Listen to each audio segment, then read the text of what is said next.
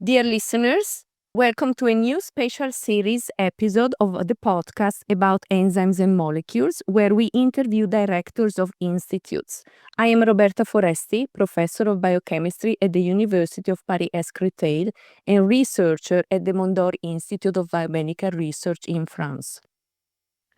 Today we are interviewing Dr Jean-Sébastien Silvestre, a director of research of excellence at INSERM, and current director of the Paris Cardiovascular Research Center, PARCC, in Paris, France. Good morning, Jean-Sébastien. Hello, Roberta. Thank you very much for having me. I'm very good chat with you today. Thank you so much for accepting to have our interview today and telling us a little bit about your experience. This is a particular context for our interview, since in a previous episode we spoke to Dr Alain Tedgui, the former director of PARCC. Therefore, with Alain, we had the chance of talking about the foundation of your institute and the work that went into establishing PARCC as a renowned center of cardiovascular research. While with you, we will have the opportunity to explore a little bit what the plans are for the future of your very nice center. Just to put a frame on your new job, because you've been nominated as director of the institute in 2023, so it is quite recent. I was wondering how you are managing this new job and what challenges you are facing. Yeah, so of course it's an honor to be a director of a research center and of course of the PARCC. So let's say that balancing the responsibility between PARCC directorship with my research team is demanding, actually. So my primary focus is on effective strategic leadership. This is the first point. Why I try to remain involved in scientific pursuits. So this is the main objective of this period. And this required strong, let's say, strong delegation, strong prioritization, and also clear communication. So it's very important.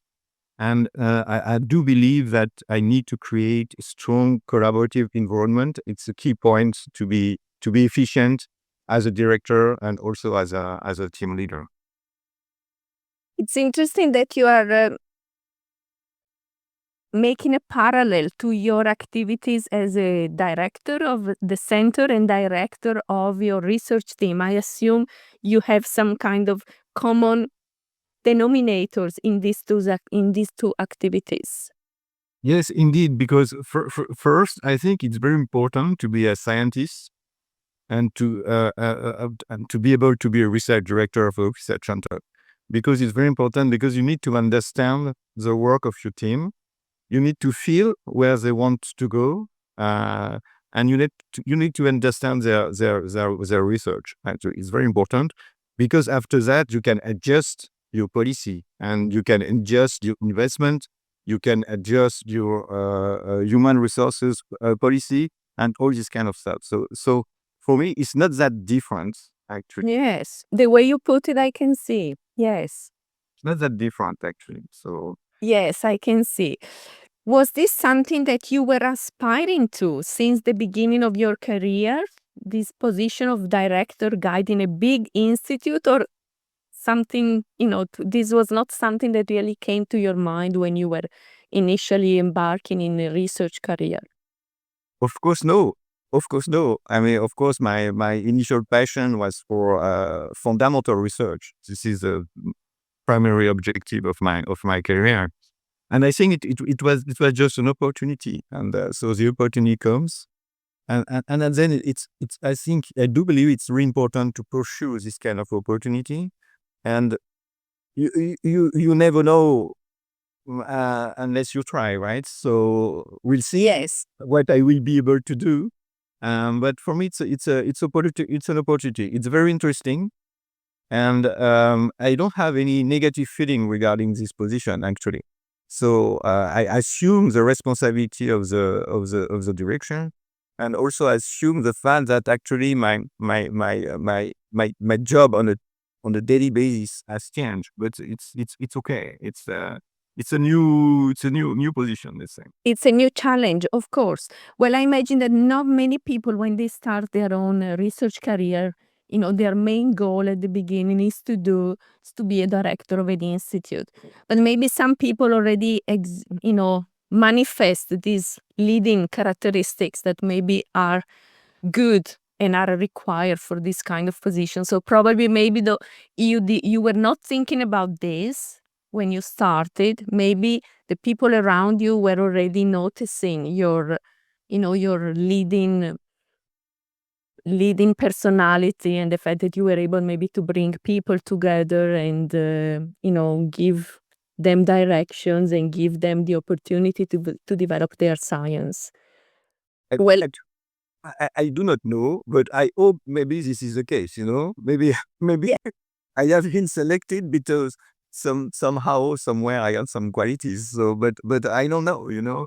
well, I'm sure about that. Looking at, thinking about the interview with Alain, he seemed very clear about what he wanted for the institute, and he seemed very, very clear about, the trust that he had on the people that were around him in the institute and the people that he chose to be in the institute. So I think, obviously there was something there that struck a chord with Alain and the previous research directors of your institute. Let me come to, yes, yeah, go ahead. Just because, Roberta, I think it's a very important point because we do share with the previous director of the park, so Alain Tedgui, of course, and Chantal Boulanger, Yes. the same idea on research and the same policies, let's say scientific policy. So we know exactly what we want to do with the research center, and more importantly, what we don't want to do with the research center. So we do share this common thing, and that's why we always have a very smooth transition from one director to another director. And I do believe it's very important for the success of a research center. It's to be clear on let's say on the scientific policy. You've mentioned the fact that you were very clear on what you want to do, but also very clear on what you don't want to do. And I think this is an interesting part of this interview to develop. What do you mean by things that you don't want to do at your center?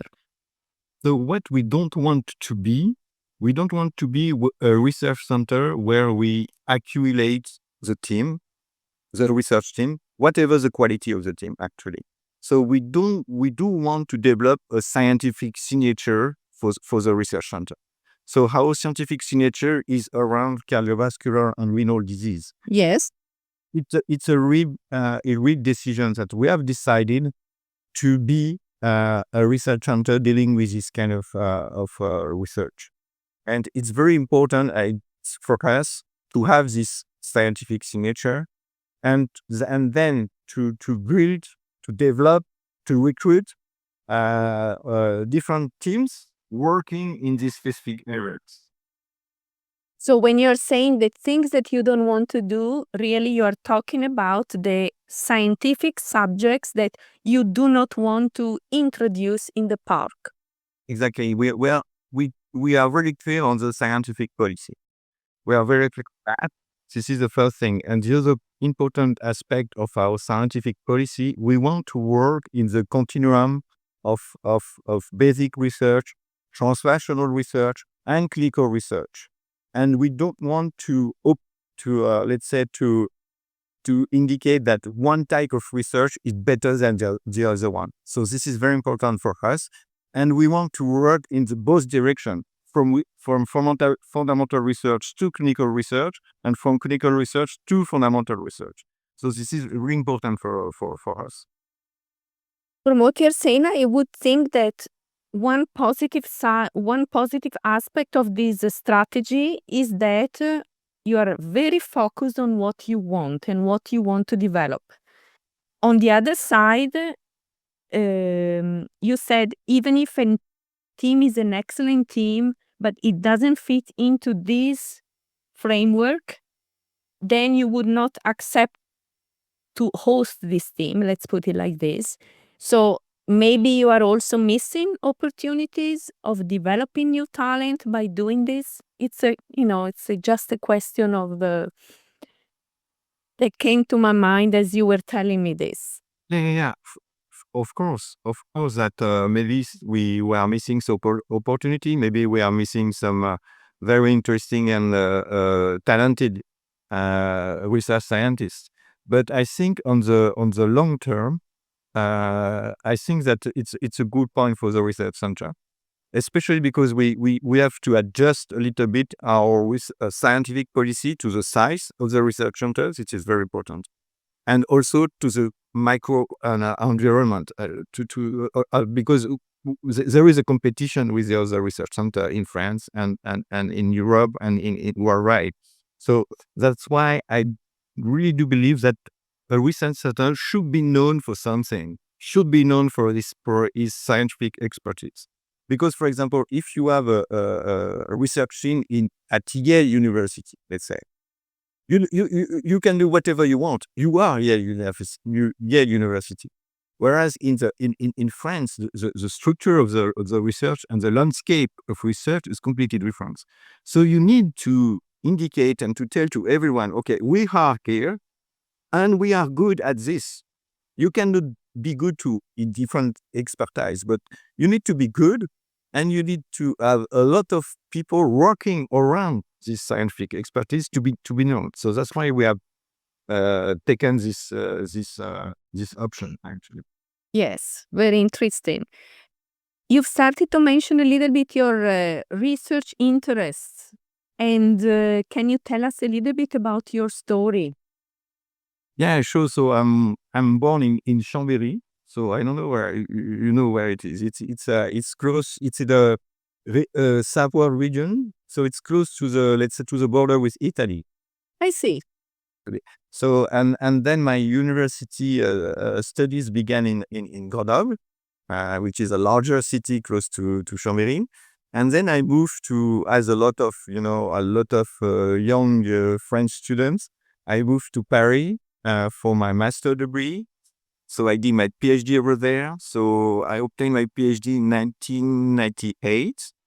And then I did a postdoctoral fellowship in the US.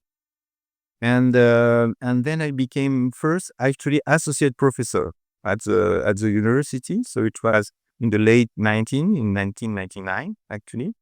And after 10 years, I decided to quit my position at the university, and I was appointed research director at UCERN.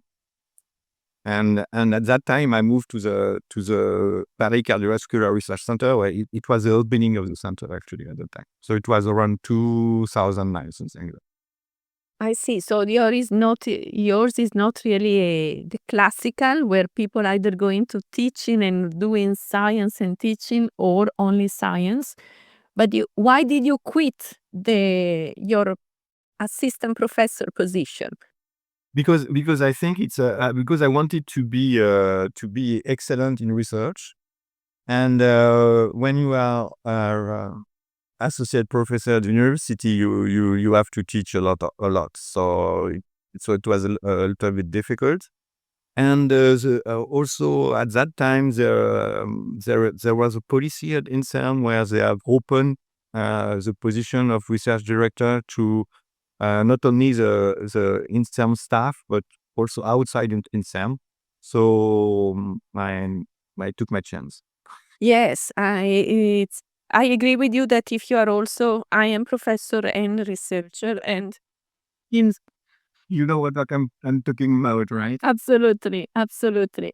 And how about your research subject? Was it always cardiovascular? How did you start? And No, so I don't know why, but I was always interested by cardiovascular science. So that's why I went to Paris to do a master in cardiovascular science. So I did a PhD in cardiovascular science, and then all my career was on cardiovascular science. I don't know. It's something somewhere, You found the affinity with this field. Yeah. You are working on cardiac myocardial infarction, cardiac repair.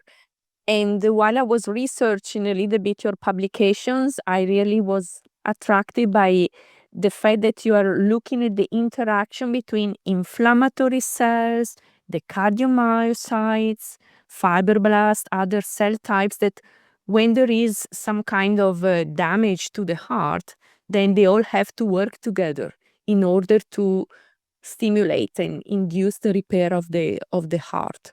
So to help our listeners, can you tell us a little bit why all these cell types are important and why the interaction and the communication between these cell types is important for cardiac repair?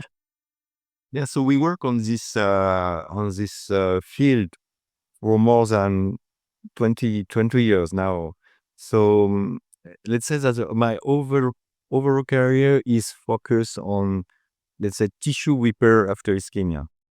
And of course, when you have ischemia, you have a lot of dying cells, and this trigger a massive inflammatory reactions. And you have different subtype of inflammatory cells infiltrating the ischemic tissue. So, of course, after a myocardial infarction. And these inflammatory cells, so that there are good guys and bad guys, and these inflammatory cells can shape a little bit the remodeling of the tissue, so the remodeling of the cardiac tissue, and then after the function of the tissue.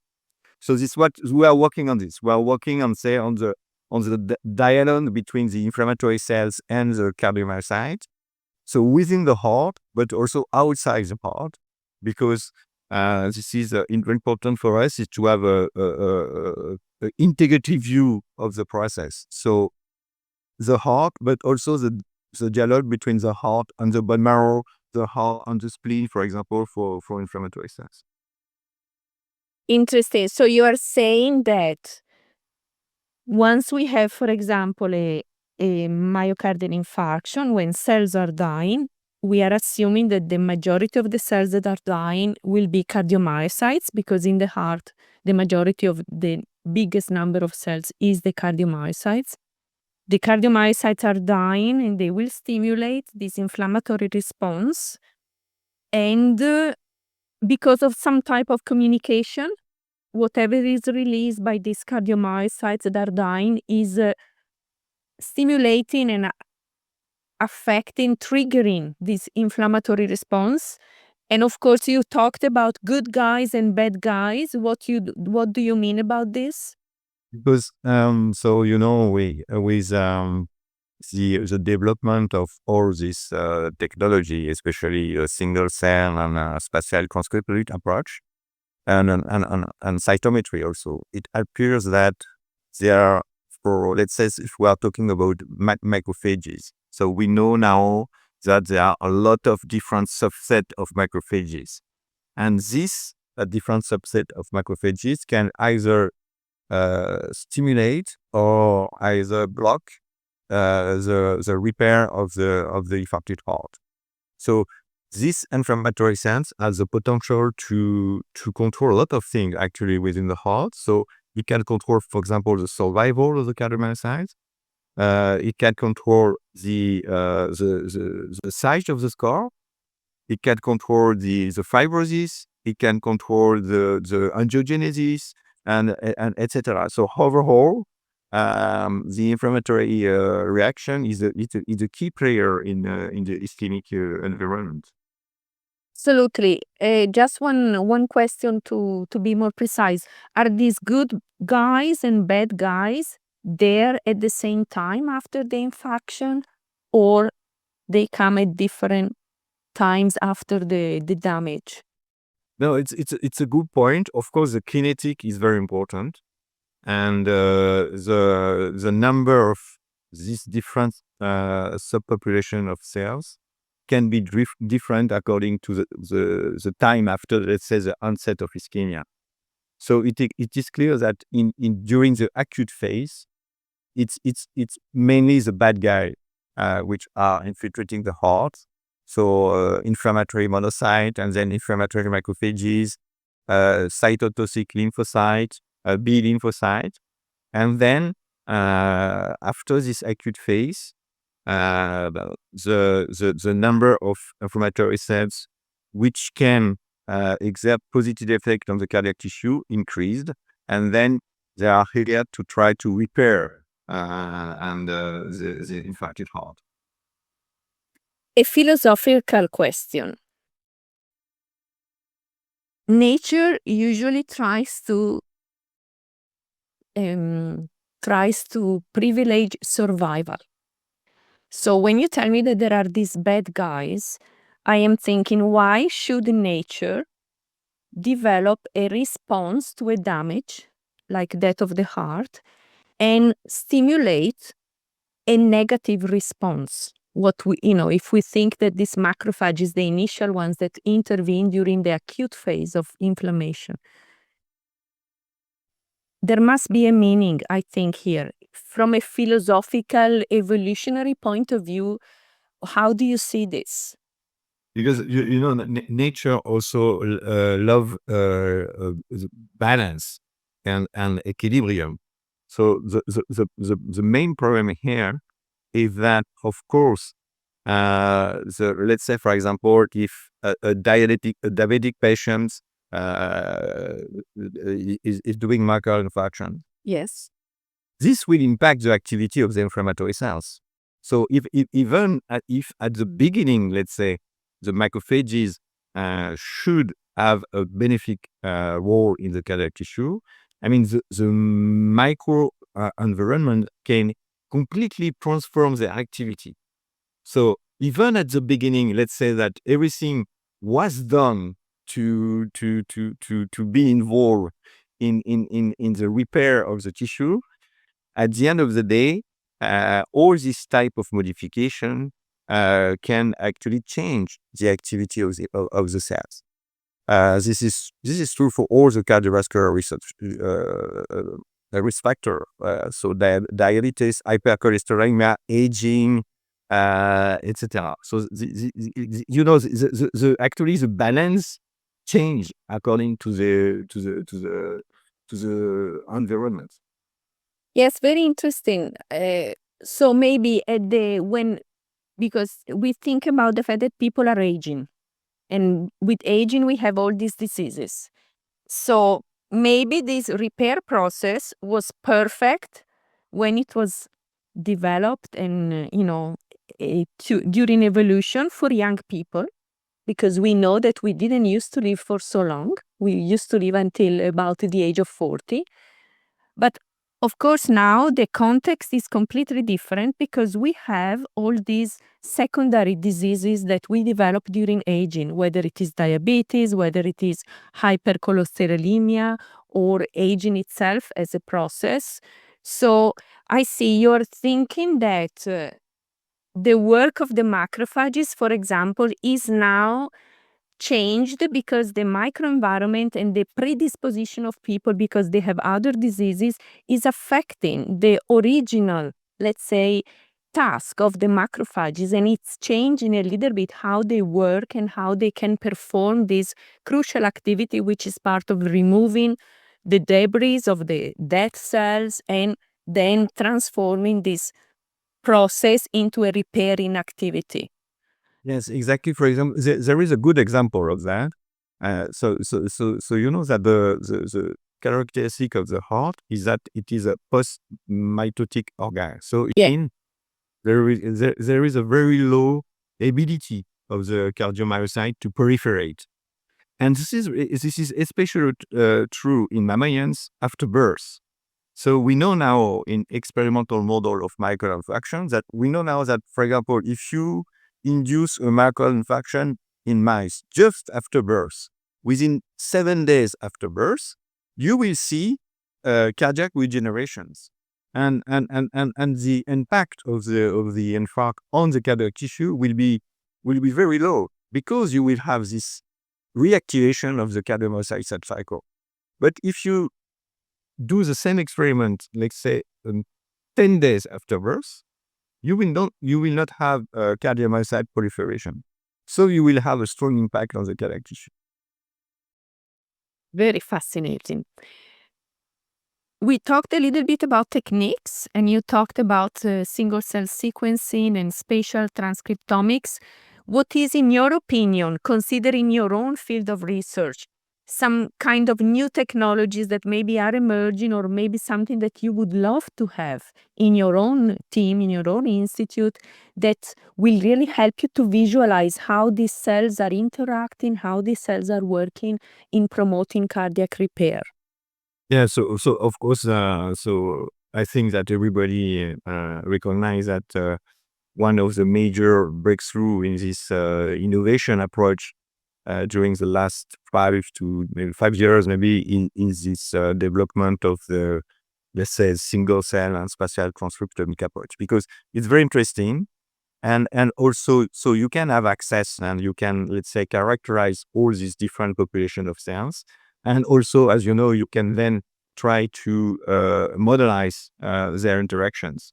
So it's very, I think it's very interesting. So the important thing is to try to control a little bit this amount of data, because you at the end of the day, you can conclude a lot of things. Maybe it's not completely relevant for the pathophysiological setting. So, but it was a major change. I think also that imaging is very important, and you have the development of different modality of imaging, of cardiac imaging, which are very helpful. And I think that the next major change will be on the use of artificial intelligence. So, and different deep learning or artificial intelligence. I don't know how you want to call that, but it will be the next major changes in the I see all the biomedical research. So. Yes. So when you talk about this, it means, of course, also the use and interpretation of all this enormous amount of data that we are collecting from these new approaches that we are implementing in the lab. Yes, you're probably right. I think that's what is the expectation at the moment. Although I think we are all a little bit scared of this AI, revolution. Yeah, but it will change everything. It will change the way we will do science anyway, and it will change also the way we will obtain results from from science. So we need to be prepared. We need to use these tools. Yes, we need to be prepared. We need to be always on time and being ready to see the next thing which is coming. Yes. I think what is very important is to with even with all this new method is to not lose, let's say, the pathophysiological context. It's very important. It's very important to include this in the big picture of the disease. So is there a place for us scientists in this big revolution? Of course, there are Of course. Of course, and but I think we this will impact you again. This will impact the way we work. So we need to adjust. I mean, it's good. It's very exciting. It's Yeah. yeah, It's very challenging. very challenging. Coming back to your role as a director of PARCC, and we already started to mention this at the beginning of the interview, and the fact that you also have your own research team. How do you organize your time in order to meet these requirements of research director of your team and the director of an institute, which I didn't ask you, how many people do you have in your institute? So we never know exactly, but but let's say that we are one for 400. Let's say 400, and we have 13 different research teams. So it's 400 people overall. Let's say. And this includes also the clinicians that are part of your research teams. Yes. Everyone, yeah. Yes. So how do you divide your time? How do you structure your days, your weeks? So the first thing is that I'm really not alone, of course, because you cannot do anything if you are alone. So of course I have a lot of help from the administration part of the park, and also it's very important to be able to give responsibility to your young scientists, and I'm very happy because I have in the team a very talented research scientists who are able to work and to develop their own research axis. So I think it's you need to have a strong team around you. This is the first point. And also you need to be well organized. You need to be very organized, and you need to have a clear prioritization of, again, what you want to do and what you don't want to do. And I think the main danger is to do micromanagement. So I try to not do too much micromanagement. I think it's very important because it's otherwise very time consuming. Do you have, I assume, yes, do you have regular meetings with all the team leaders or annual meetings that you organize to? I assume the discussion on the strategy comes from you, but also with the interaction with the other team leaders. Yeah, of course. This is what we discuss about is the way we want to be organized into the research center. So it's very important for us to have a collaborative approach. So the director is not alone, and we have a very talented team leaders. So of course we rely on this guy. So we do have regular meeting. I also have a specific meeting with the different categories of staff member to explain what we want to do and why we are doing this kind of thing. And we have each year, let's say, a general assembly where we are discussing also about the life of the research center. The people that you were saying, you also have a special meeting with these people that are not the team leaders. Are you talking about the technical support? Yeah. So each 2 months is something like that. I have a specific meeting with a representative of the technician engineer to explain and to have a clear discussion. It's an exchange with them. I had also the same meeting with a researcher who are not team leader, because sometimes you have a problem of communication, between the directors and the researcher. So it's very important to have this kind of meeting. So I have this meeting each 2 months also, and we have the same type of discussion that we have with the team leaders. So I think it's very important for me to explain, to communicate, and of what we are doing and in the research center, and to explain also sometimes what we are doing.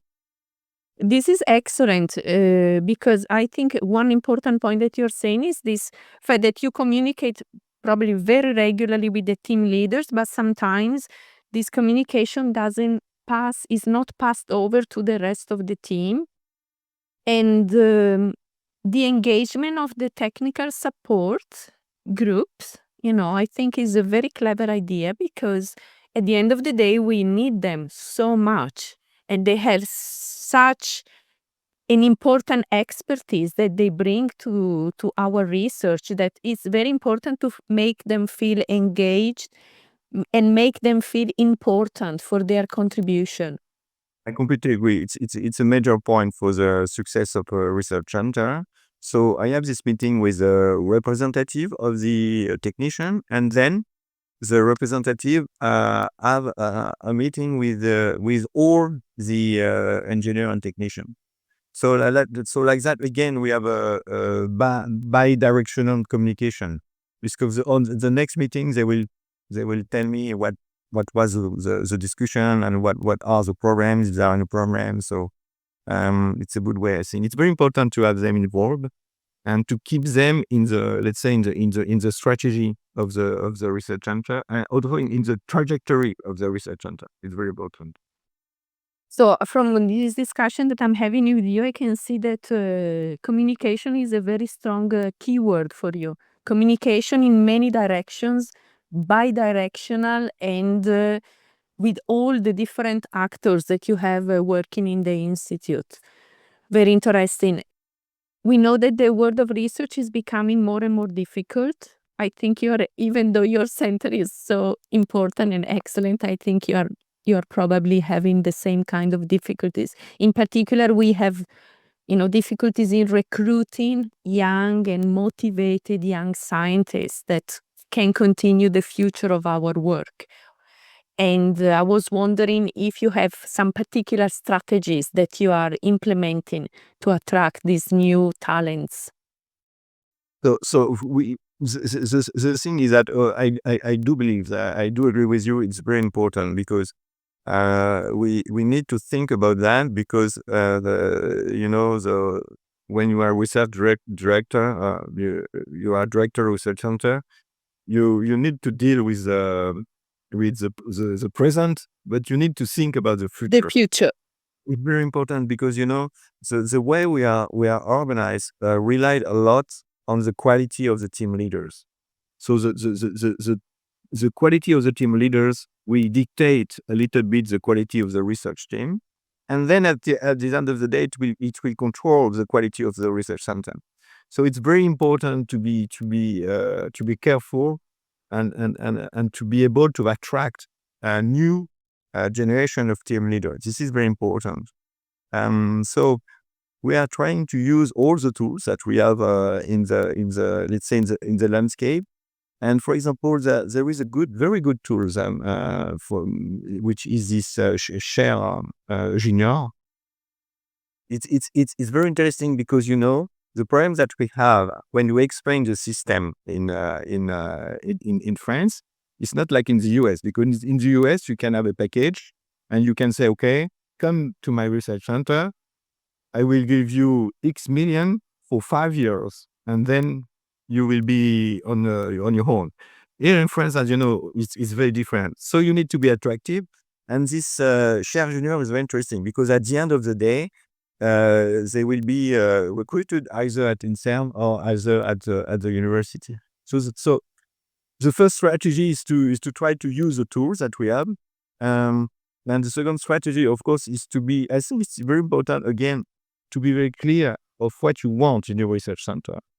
It's very important. So we try to select very good scientists, of course, because again, it's very important to be excellent in research. This is the major point. And then this research scientists should also be aligned with our scientific policy again, because it's very important parts. So we are working on these two major points. So we want to have very good scientists and very good scientists which will be included in the overall research of the center, and of course who will bring some new expertise. So this is the way we are working, but it is difficult. It is difficult. Yes. So I just want to ask you this in this respect. Do you work with your team leaders to identify the people, or they come and propose you somebody who has some potential, and how do you work around this? It depends actually of the type of recruitment. So, for example, if it is a recruitment for let's say a young scientist who will be incorporated into a team. So, for my point of view, this is the responsibility of the team leaders, because they are in charge of their own scientific policy. So this is another major point in the research center.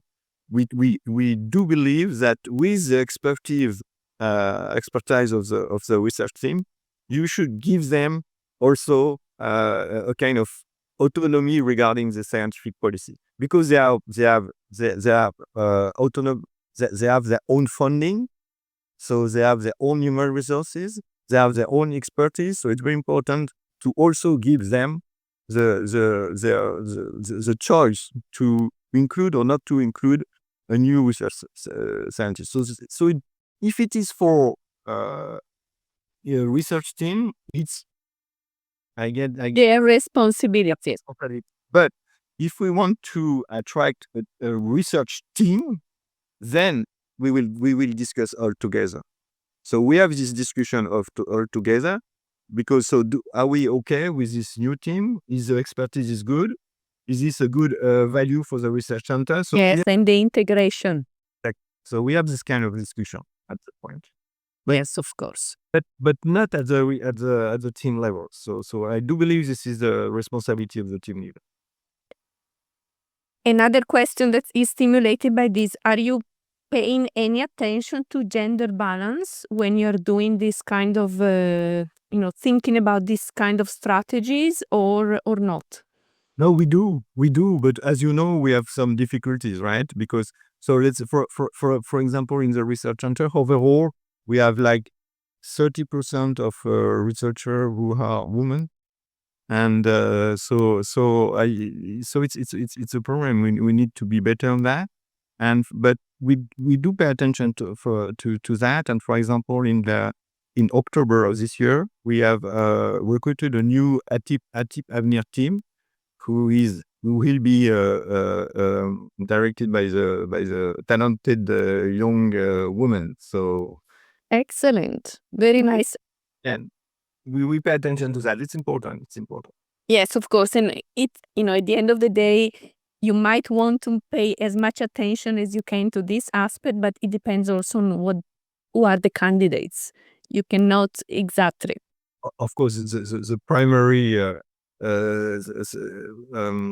point for the selection, of course, is excellence in science. Absolutely. We are all well-intentioned, but we have to see what's on the market. Yes. Yes. I have a final question that could be a little bit challenging for you, but maybe, you are such a good guy that I'm sure you already thought about these kind of things. If somebody were to offer you an open checkbook with, all the money you want, and you could use this money as you wish, what would you do for PARCC? So first, I will build a new research facilities. So because we are right now the park is full, and it's a challenge for me because I cannot adjust our policy to the trajectory of the team. I mean, we have some team here which are very good, and which ask for new lab space, new desk, new office, and stuff like that. So I will increase the size of the building. I will add 2, 3, and 4 levels to be able to develop this. And so this is a major point for me, and because it's a major challenge that I have right now. So you have a problem of space. I have a big problem of space, based on the trajectory of the team. Yeah. So this is the first point I will say, and then of course I will invest in new technology, because I mean it's a major problem right now. The innovation is going very fast, and you need to think about that in advance, and you know how it works. And so the new machine is coming, and so you need to think about the funding, and when you have the funding, the new version is already out there, and you are pretty late. So yeah. Yes, you would use this money also to be always forward thinking and predicting and being ready for the next step of the challenges in research, in the new technologies. Yes, I think it makes absolutely very good sense. And the last point is that I will try to attract some teams which I think are very good. Is very good. So I will give them a huge package, and to attract them and to tell them, okay, so come with us, you will have this and be good. So this is very also, something that you didn't mention before. Your radar is always on the watch out to see who could be your next good, team to bring over into the institute to enrich your institute and to enrich the research of your institute. Yeah, because you need to think about the future always. Of course, you have so many programs at Every day. every day, but actually, I think this is your responsibility to think within 5 or 10 years. I think 10 years is a good target. So that's why I'm trying to do, but it's not that easy. But that's an idea. This is the idea. Yes, and I completely agree with you. I think one of the challenges, but one of the responsibilities of that you have is to really think about the future. And of course, the everyday activities are very time consuming, very energy consuming. But I suppose you need to find, your space to always think about the direction and the future of your institute. Yes. Thank you so much, Jean-Sébastien. It was very nice to talk to you, and I hope that also our listeners will gain, interesting information from our conversation. Thank you. Thank you very much also for the opportunity. Yes, thank you very much. Bye.